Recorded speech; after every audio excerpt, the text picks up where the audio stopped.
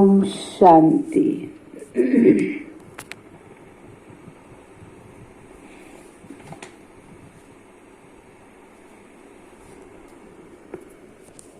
आज बाबा के 29 तारीख के मधुर महावाक्य हैं। मुरली का सार है, मीठे बच्चे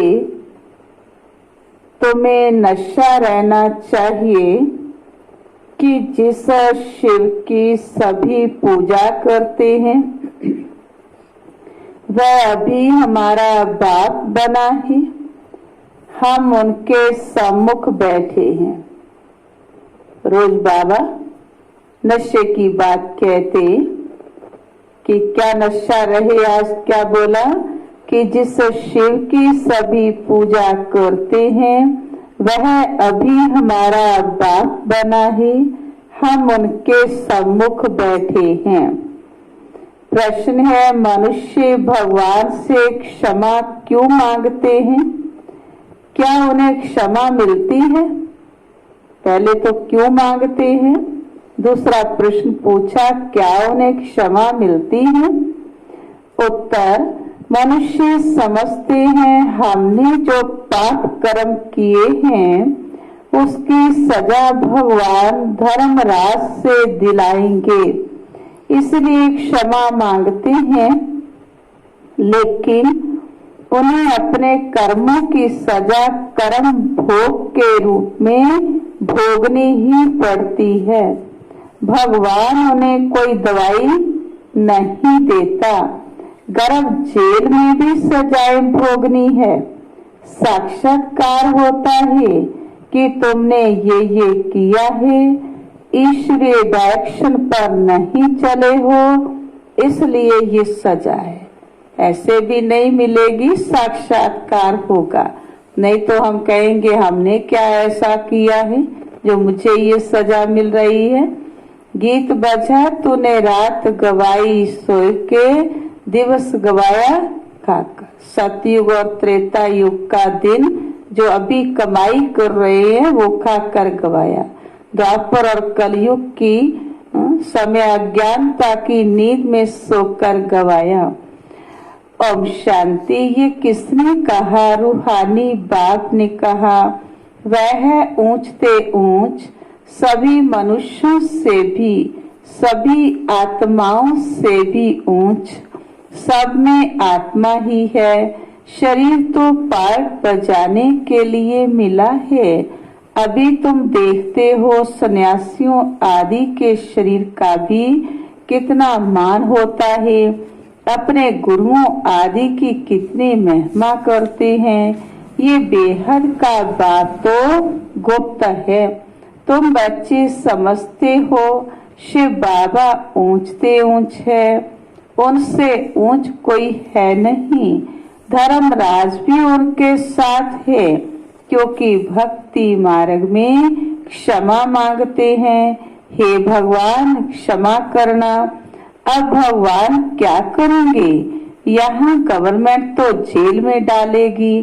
वह धर्मराज गर्भ जेल में दंड देते हैं, भोगना भी भोगनी पड़ती है, जिसको कर्म भोग कहा जाता है। अभी तुम जानते हो कर्म भोग कौन भोगते हैं, क्या होता है। कहते हैं हे प्रभु क्षमा करो, दुख हरो, सुख दो। अब भगवान कोई दवाई करते हैं क्या? वह तो कुछ कर ना सके। तब भगवान को क्यों कहते हैं? क्योंकि भगवान के साथ फिर धर्मराज भी है। बुरा काम करने से जरूर भोगना पड़ता है।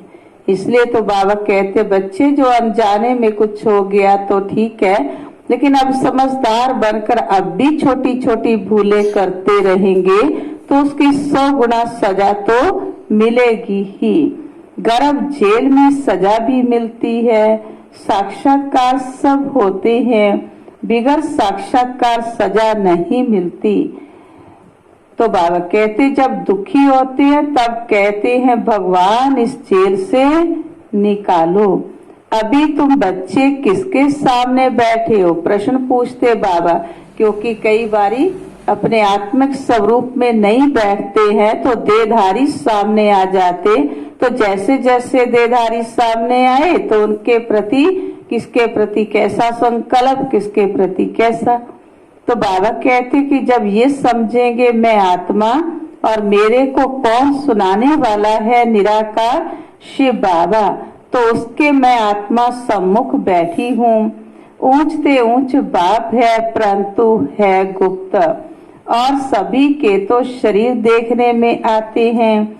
यहाँ शिव बाबा को तो हाथ पांव आदि है नहीं, फूल आदि भी कौन लेंगे, इनके हाथ से ही लेना होगा अगर चाहे तो। बाबा को देते थे बच्चे फूल, तो बाबा कहते मुझे तो हाथ पाँव कुछ भी नहीं है, लेंगे तो इनके हाथ से ही लेना होगा अगर चाहे तो, परंतु कोई से भी लेते नहीं। जैसे वह शंकराचार्य कहते हैं हमको कोई छुए नहीं, तो बाप कहते हैं हम पतितों का कुछ भी कैसे लेंगे, हमको फूल आदि की दरकार नहीं। भक्ति मार्ग में सोमनाथ आदि के मंदिर बनते हैं, फूल चढ़ाते हैं, परंतु मुझे तो शरीर है नहीं, आत्मा को कोई छुएगा कैसे। कहते हैं हम पतितों से फूल कैसे लेवे, कोई हाथ भी नहीं लगा सकते, पतितों को छूने भी ना दें। आज बाबा कहते बच्चे, आज बाबा कहते कल फिर जाकर नरकवासी बनते हैं, ऐसे को तो देखे भी नहीं। देखो बाबा क्या कहते, नरकवासी बन गए, तो बाबा कहते फिर ऐसे को तो बाबा की भी दिल नहीं होती देखने की। बाप कहते हैं मैं तो ऊंचते ऊंच हूँ, इन सब सन्यासियों आदि का भी ड्रामानुसार उद्धार करना है। मुझे कोई जानता ही नहीं, शिव की पूजा करते हैं, परंतु उनको जानते थोड़े हैं कि ये गीता का भगवान है और यहाँ आकर ज्ञान देते हैं। ये बाबा कहते सब जानते थोड़े ही हैं।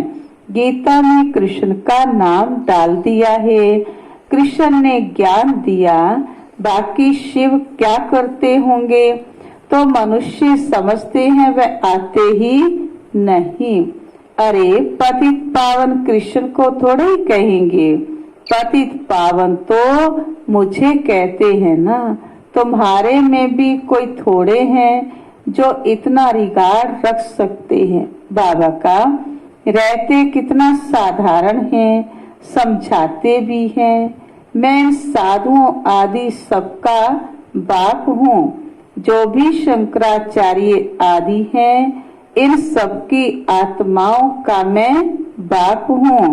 शरीरों के बाप जो हैं वह तो हैं ही, मैं हूँ सभी आत्माओं का बाप। मेरी सब पूजा करते हैं। अभी वह यहाँ सम्मुख बैठे हैं, परंतु सभी समझते थोड़े ही हैं कि हम किसके सामने बैठे। यदि समझते नहीं तो वो नशा भी नहीं रहता है। आत्माएं जन्म जन्मांतर से देह अभिमान पर हिरी हुई है, बात बात पर देह के अभिमान में आ जाते, उसको बाबा कहते हिरी हुई हैं, यानी देह को भूलते ही नहीं, इसलिए बाप को याद भी नहीं कर सकते। देह को ही देखते हैं, देह को ही श्रृंगारते रहते हैं। देही अभिमानी हो तो उस बाप को याद करें और उनकी श्रीमत पर चलें। बाप कहते हैं मुझे जानने के लिए सब पुरुषार्थी हैं, अंत में पूरे देही अभिमानी बनने वाले ही पास होंगे। बाकी सब में जरा जरा दे अभिमान रहेगा, सभी संपूर्ण ऐसे नहीं बनेंगे। बात तो है गुप्त, उनको कुछ भी दे नहीं सकते। बच्चियां शिव के मंदिर में भी जाकर समझा सकती हैं। कुमारियों ने ही शिव बाबा का परिचय दिया है तो कुमार कुमारियां दोनों जरूर।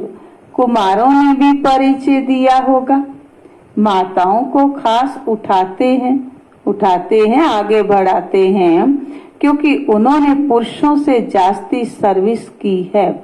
तो बच्चों को सर्विस का शौक होना चाहिए, जैसे उस पढ़ाई का भी शौक होता है। वह है जिस्मानी और ये है रूहानी। जिस्मानी पढ़ाई पढ़ेंगे, ये ड्रिल आदि सीखेंगे, मिलेगा कुछ भी नहीं। समझो, अभी किसको बच्चा जन्मता है तो धूमधाम से उनकी छठी आदि मनाते हैं, परंतु वह पाएंगे क्या? इतना समय ही नहीं जो कुछ पा सके, क्योंकि बाबा का इशारा कि बच्चे अब दुनिया ये खत्म होने वाली है, विनाश होने वाला है, यहाँ से भी जाकर जन्म लेते हैं, परंतु वह भी समझेंगे तो कुछ नहीं। यहाँ का बिछड़ा हुआ होगा तो जो सीख कर गया होगा उसी अनुसार छोटेपन में ही शिव बाबा को याद करता होगा। जो आत्मा ज्ञान में आ गई वो शरीर छोड़कर जाती है, उनके लिए बाबा कहते ये तो मंत्र है ना। छोटे बच्चों को तो सिखलाएंगे, वह हिंदू आदि तो कुछ समझेगा नहीं। सिर्फ शिव बाबा कहते रहेंगे। शिव बाबा को याद करो तो स्वर्ग का वर्षा मिलेगा।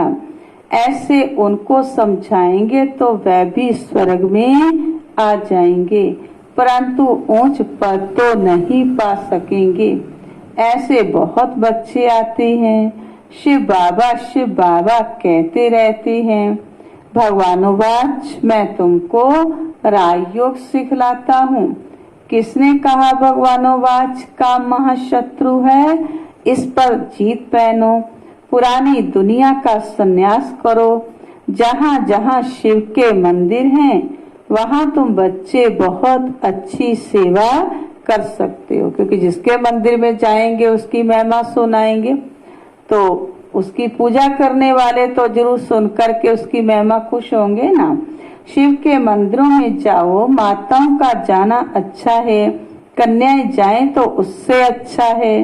अभी तो हमको बाबा से राज्य भाग्य लेना है।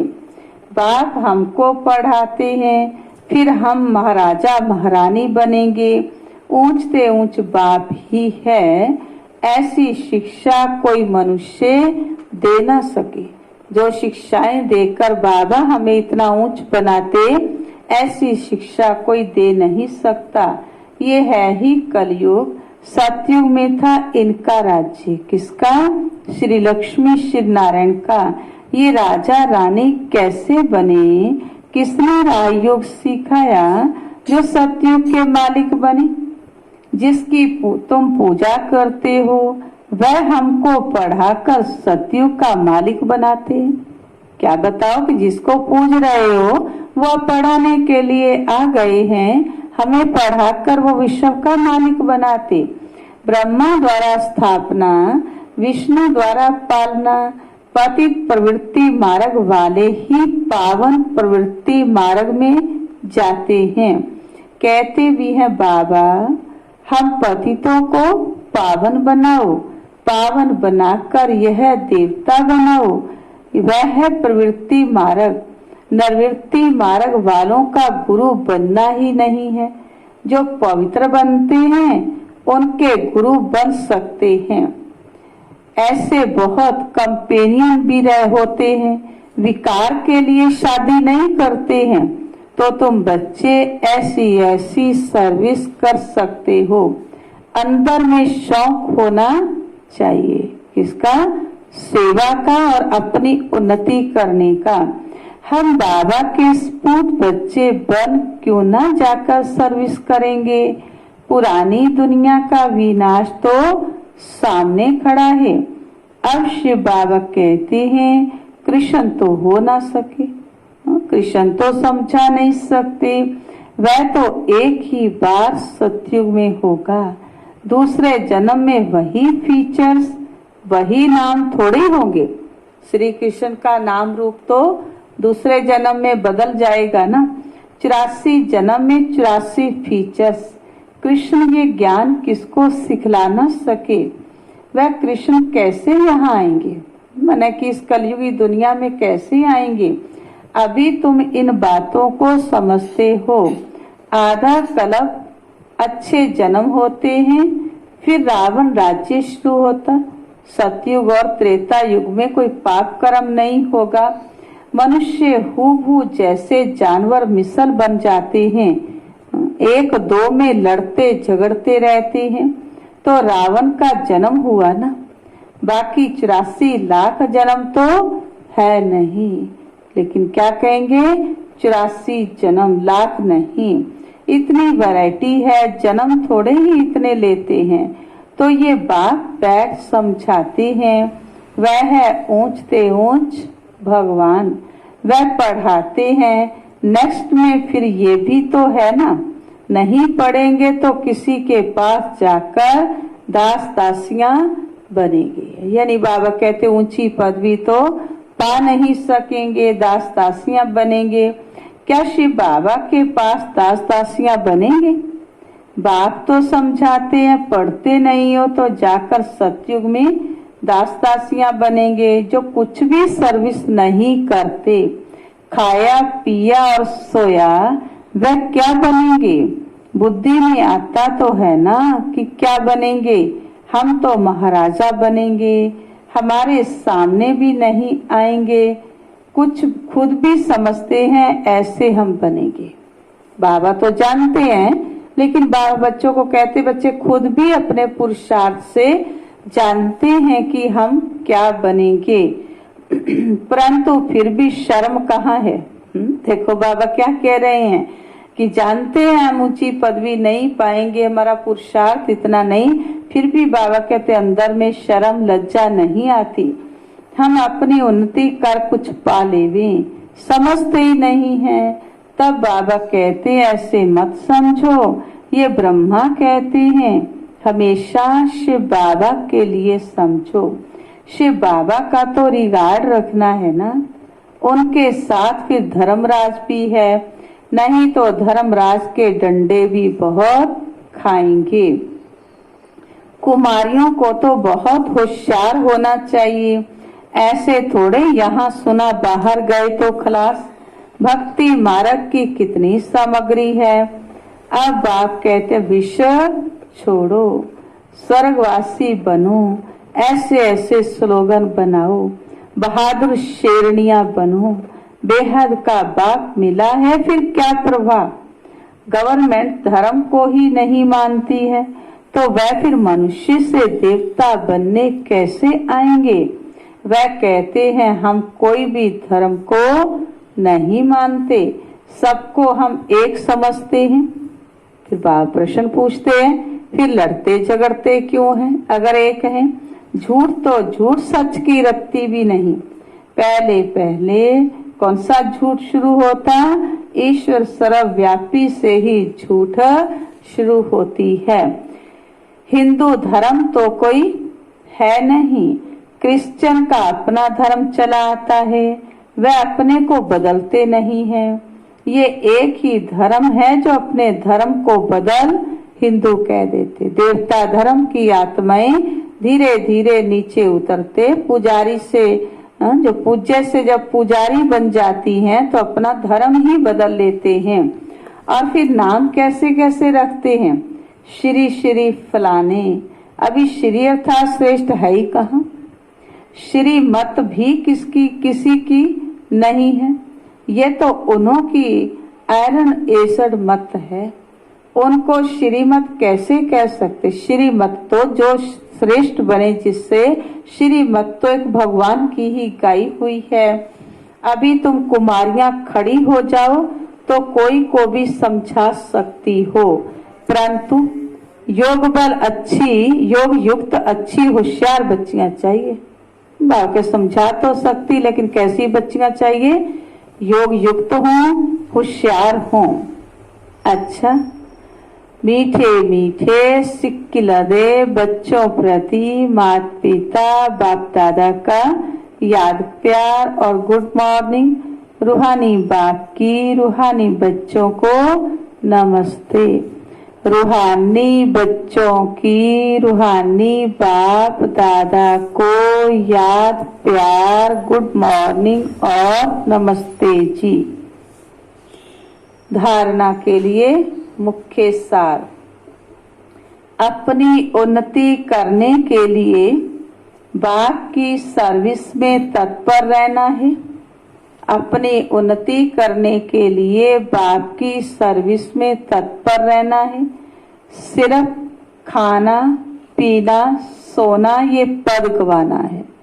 तो समझ सकते हैं, अगर हम खाते हैं पीते हैं सोते हैं, ये खाना भी है पीना भी है सोना भी है, लेकिन बाबा कहते लिमिट में समय अनुसार। दूसरी शिक्षा बाप का और पढ़ाई का रिगार्ड रखना है। देही अभिमानी बनने का पूरा पूरा पुरुषार्थ करना है। फिर रिगार्ड भी कौन से बच्चे रख सकते हैं? जो देही अभिमानी बनते हैं वही बाप का पूरा रिगार्ड रखते। बाप की शिक्षाओं को धारण कर सपूत बच्चा बनना है। वरदान स्वयं को विश्व सेवा प्रति, स्वयं को विश्व सेवा प्रति अर्पित कर माया को दासी बनाने वाले सहज संपन्न भव। माया को दासी बनाने वाले सहज संपन्न भव। अब अपना समय सर्व प्राप्तियां, ज्ञान, गुण और शक्तियां, क्या क्या? अपना समय सर्व प्राप्तियां, ज्ञान, गुण और शक्तियां क्या करो? विश्व की सेवा अर्थ समर्पित करो। जो संकल्प उठता है चेक करो कि विश्व सेवा प्रति है। जो मुझ आत्मा का संकल्प उठा उससे किसी ना किसी की कुछ सेवा हो रही है। ऐसे सेवा प्रति अर्पण होने से स्वयं सहज संपन्न हो जाएंगे। सेवा की लगन में छोटे बड़े पेपर्स या परीक्षाएं स्वतः समर्पण हो जाएंगी। फिर माया से घबराएंगे नहीं। सदा विजयी बनने की खुशी में नाचते रहेंगे। माया को अपनी दासी अनुभव करेंगे। कैसे? जब अपने को स्वयं को अपने समय को सर्व प्राप्तियां ज्ञान गुण शक्तियों को विश्व की सेवा में समर्पित कर देंगे, सेवार्थ समर्पित करेंगे तो माया को अपनी दासी अनुभव करेंगे। स्वयं सेवा में सरेंडर होंगे तो स्वतः ही सरेंडर हो जाएगी। माया हमारे ऊपर वार नहीं करेगी, हमारे आगे सरेंडर हो जाएगी। स्लोगन है अंतर्मुखता से मुख को बंद कर दो। अंतर्मुखता से मुख को बंद कर दो तो क्रोध समाप्त हो जाएगा। तो क्रोध समाप्त हो जाएगा। इसलिए पुरुषार्थ में हम आगे बढ़ते रहें, हमारी उन्नति होती रहे, उसके लिए 3 बातें याद रहें। आलस वश ही हमारा पुरुषार्थ रुक जाता है। वो 3 बातें क्या होंगी? ऊंचाई, लड़ाई और कमाई, है ना? चढ़ाई, कमाई और लड़ाई। जैसे ऊंची चढ़ाई पर चढ़ते हैं ना तो क्या होता है? कितना अटेंशन रखते हैं, अलबेले हुए तो नीचे गिरेंगे। जब किसी से लड़ाई युद्ध के मैदान में है तो भी अलर्ट रहते हैं, अपने अस्त्र शस्त्र साथ में रखते हैं। और कमाई कि मुझे कमाई कितनी हो रही है, कमाई सामने रखते हैं, उसके लिए कुछ त्याग करना पड़ता, कुछ सहन करना पड़ता, कुछ भी मेहनत करनी पड़ती। वो त्याग करना, सहन करना, मेहनत करनी भी ऐसा नहीं लगेगा।